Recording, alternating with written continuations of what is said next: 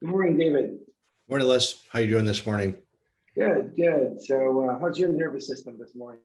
It's a little bit frazzled. I think most of you know that I was on Good Morning America this week, and it's wonderful. And trying to keep up with the well wishers is challenging, but I love it. So please wish me well. I'm enjoying it. And we've worked for a long time to get this out there. And as you know, I quit my practice and I've been working with Les because we feel like we have a message to get out to the world. And we're calling it dynamic healing.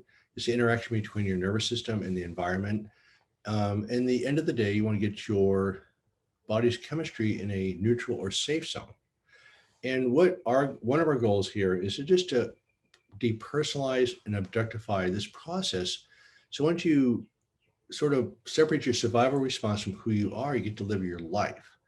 So unless you've come up with a term we're going to try not to use the word anxiety very much and anger, but you came up with some terms that I think help that process to become depersonalized. Yeah, I think I love the word you use. Depersonalized means you don't take something so personally. So whether it's outside, inside, or what's in between you, right? So watch this. So when we have an overly activated or an activated nervous system, what happens is we feel kind of irritated, scared. And very often when we're feeling irritated, scared, that's the psychological part. But when the nervous system is activated, senses danger outside of you or inside of you, or what's in between you, what happens is this over interprets everything. And David, we were talking earlier on the metaphor I use. Maybe it might not be a good one, but let's see what the audience thinks. Sometimes when we're overly activated on the inside, we're just kind of shaking, we're irritated, but it shows up as psychological symptoms: depression, anxiety, irritability, and even chronic pain being magnified. What happens is we tend to overinterpret, and the metaphor is, imagine if you were sunburned, all of just really, really bad, and someone said something to you and touched your heart, it would burn you. So if someone touched something on you, it's as if some words were spoken. So sometimes when things outside of us seem to be irritating us, look within, because what we have is an overactivated nervous system. And knowing that you're overactivated, knowing that you're, as we would say in lay people term, is knowing that we're irritated, frustrated, angry, is one of the biggest steps that you've spoken for several weeks about awareness. So David, back to you. Well, again, you have this survival reaction where you activate let's say your body. It's a total body response. And so you're feeling the inflammatory markers, you're feeling the heart rate racing, you're feeling the adrenaline, cortisol, all these chemicals are coursing through your veins and arteries.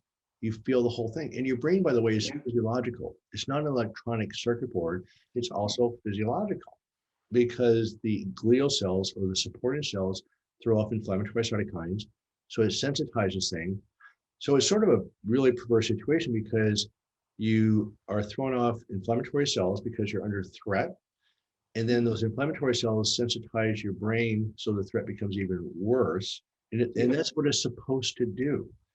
So that the first thing we talk about in dealing with this A word or anxiety word is just use the word activated.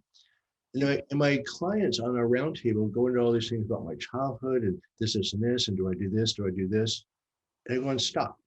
Just lower your body's physiological response. Just lower the stress reaction. That's it. Forget about everything else. You can look at the input, you can look at the nervous system. At the end of the day, you want your body chemistry to be neutral or safe. So it's going to be there. And the title of the talk today was Breaking Through Anxiety. You're not going to do it. You break through anxiety, you're just broken. You're gone. There's no you without anxiety. So we've used the term, which I think you agree with, is developing a working relationship with it. And I do want to go back to a concept that's helped me dramatically, is that you welcome in the unwelcome, but remember the unwelcome's always going to be unwelcome. It's never going to be welcome. Otherwise it would be, you know what I mean? It's sort of, so people somehow think that their goal is to transform this really powerful, unpleasant survival reaction into something pleasant, right? I get this all the time, including myself. I don't like it. Yeah, David, the reason I'm laughing, I'm thinking of in-laws sometimes. So just in general, right? Okay. Just in general. sometimes when you in a relationship with someone or you're married to someone, the in-laws come with it. It's kind of like the unwelcome sometimes. Right. And not that all in-laws are bad. So my point here is that sometimes this is your reality. And I really, really want to go back to what you said. When we depersonalize, or another way of saying this is when we impersonalize. We basically are saying is, yep, this is a difficult moment. If folks are not getting this, what we're really saying but not saying is when you feel activated by a difficult thought, difficult emotion, or physical sensation, and a trauma of the past. Yesterday, if you're irritated with someone that just was rude to you, when you're spinning in that, what that tells us in your nervous system, that you're overly attached. And David and I talk about trying to get some separation. When you accept, that's the part that we're not really saying. When you accept what shows up and learn how to work with it differently with certain skills that David and I talk about, that's when you start to impersonalize. And that's when you can literally see things as they are.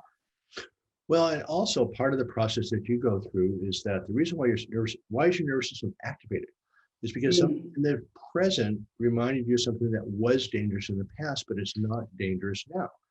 Yes. We also have cognitive distortions, which will be the topic of another moment here, but you have these cognitive distortions about people, yourself, you label, you do should think in the self-critical voice. There's lots of things that are not connected to reality that also activate the nervous system. So key is activating the nervous system, just an objective reaction. Les and I are on a bit of a mission to get rid of the word anxiety out of the psychiatric coding manual because it's the result of things. And all these psychiatric diagnoses come from trying to deal with this unpleasant reaction. So if you learn to live with it, you don't have to have all these dysfunctional behaviors to cope with it. So when we say accepting, it doesn't mean you have to just be, masochistic about it, try to suffer, but it's just, as we know, pain is inevitable, suffering's optional. The suffering comes from those layers we add on top of the inevitable activated nervous system. I mean, if my nervous system didn't activate today, I couldn't drive my car to where I'm going. I wouldn't be alert. So this is life. So I think it's even deeper than the word acceptance. It's just, it is what it just is.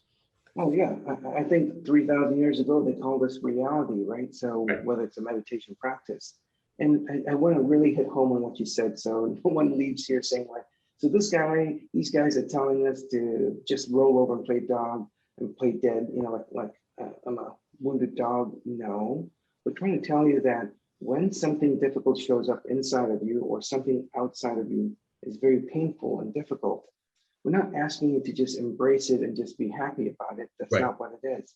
We're asking you to go like, and one of the things, David, do you mind if I give an intervention here? You have a choice. So right now we don't, because I'm on a roll. Are you having a bad day? Are you asking me permission for something? Come on. I am asking you, bro. That's one of the interventions, by the way. Okay. All right. Bring it on. All right, here we go. So one of the things I'd like the audience to practice is when you notice something difficult show up, again, outside of you, inside of you, having a memory, a difficult thought, or something in between you, a difficult interaction. Just quietly notice it, like where in your body. And then the second step, I want people to say quietly in their head, this is a difficult moment. And then the third step I'd like people to do is either expressive writing, or you can just simply drop into your breath. And as you breathe, you will down-regulate, calm that nervous system. And the goal is not to get rid of things. David has spoken, David and I have spoken about this, but ultimately is to notice, to basically say, this is a difficult moment, and then drop into your breath or expressive writing or get up and move, because what you're trying to do is you're getting separation from the difficult stuff and not over-identifying with it. David? We just learned to have this activated nervous system work for you. And you learn when not to have it activated when it's based on cognitive distortions. You learn how to become safe now. And then you learn to be with this unpleasant sensation. The idea is not to get rid of it, but you don't have to spend a long time in it. You're activated, you can be angry and hyperactivated. And what happens in chronic pain, you become dysregulated. It's just all over the map. You lose a connection to the actual cues, and that's a problem. So really quickly, I'm going to, I'm not going to ask you to provide a difficult moment for me because you do that a little bit too. Okay, let's just say you insulted me as usual, and it's a difficult moment. And I feel it right in my heart. I have abandonment issues, so I rejection issues. So now I feel it in my heart. I'm being somewhat serious here, because I actually, it's one of my patterns. And if somebody doesn't call me back, I go, they don't like me. So anyway, so I feel it here. Okay. And then I say, this is a difficult moment, right? Yep. And then what's my last step? The last step is then to drop into your breath. Okay. When you change your breathing rate, you deactivate your physiology. This is straight science, no psychology involved yet. Yeah. And as you regulate, do as many until you notice sort of this release, not to get rid of your thoughts or difficult things that's showing up. You're just trying to get in the middle of the tornado. Just a couple of breaths, David. So just a couple of breaths, right? And as David is taking a couple of breaths, one of the last things I want people to do is simply ask yourself, how do I wish to be towards myself and the other person during this difficult moment? Because now you have choice versus the thought, the emotion, or the physical sensation dominating you. You know, You always have choice. I hate giving you too much credit, but I will. But it's actually made a difference in the last 2 weeks or 3 weeks since I've started with this process of actually understanding what difficult moments are and not fighting them. I've been able to become more aware of my effect on other people and vice versa. Yeah. And it's changed things. Things have changed a bit. And so as enlightened as I was, I'm more enlightened now. Oh, Lord. That's what I get from hanging around this freaking guru here.